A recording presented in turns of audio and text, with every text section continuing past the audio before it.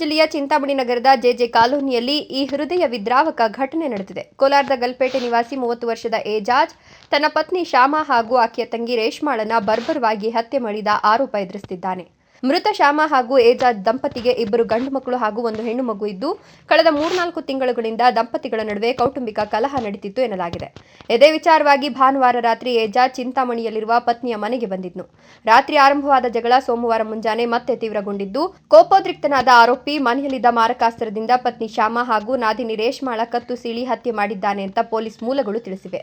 ಘೋರ ಕೃತ್ಯದ ಬಳಿಕ ಆರೋಪಿ ತನ್ನ 3 ಮಕ್ಕಳನ್ನ ಕರೆದುಕೊಂಡು ಕೋಲಾರಕ್ಕೆ ತೆರಳಿದ್ದಾನೆ. ಮಕ್ಕಳನ್ನ ತನ್ನ ಮನೆಯಲ್ಲಿ ಬಿಟ್ಟು ಬಳಿಕ ಗಲ್ಪೇಟೆ ಪೊಲೀಸ್ ಠಾಣೆಗೆ ತೆರಳಿ ತಾನೇ ಶರಣಾಗಿದ್ದಾನೆ. ಮಾಹಿತಿ ತಿಳಿದಂತೆ ಚಿಂತಾಮಣಿ ನಗರ ಠಾಣೆ ಪೊಲೀಸರು ಆರೋಪಿಯನ್ನು ವಶಕ್ಕೆ ಪಡೆದು ವಿಚಾರಣೆ ಆರಂಭಿಸಿದ್ದಾರೆ. ಘಟನಾ ಸ್ಥಳಕ್ಕೆ ಜಿಲ್ಲಾ ಪೊಲೀಸ್ ವರಿಷ್ಠಾಧಿಕಾರಿ ಕುಶಾಲ್ ಚೌಕ್ಸೆ, ಹೆಚ್ಚುವರಿ ಪೊಲೀಸ್ ವರಿಷ್ಠಾಧಿಕಾರಿ ಜಗನ್ನಾಥ್ ರೈ ಸೇರಿದಂತೆ ಹಿರಿಯ ಪೊಲೀಸ್ ಅಧಿಕಾರಿಗಳು ಭೇಟಿ ನೀಡಿ ಪರಿಶೀಲನೆ ನಡೆಸಿದರು. ಮೃತದೇಹಗಳನ್ನು ಮರಣೋತ್ತರ ಪರೀಕ್ಷೆಗೆ ರವಾನಿಸಿ ಸ್ಥಳದಲ್ಲಿದ್ದ ಸಾಕ್ಷ್ಯಗಳನ್ನು ಸಂಗ್ರಹಿಸಲಾಗಿದೆ.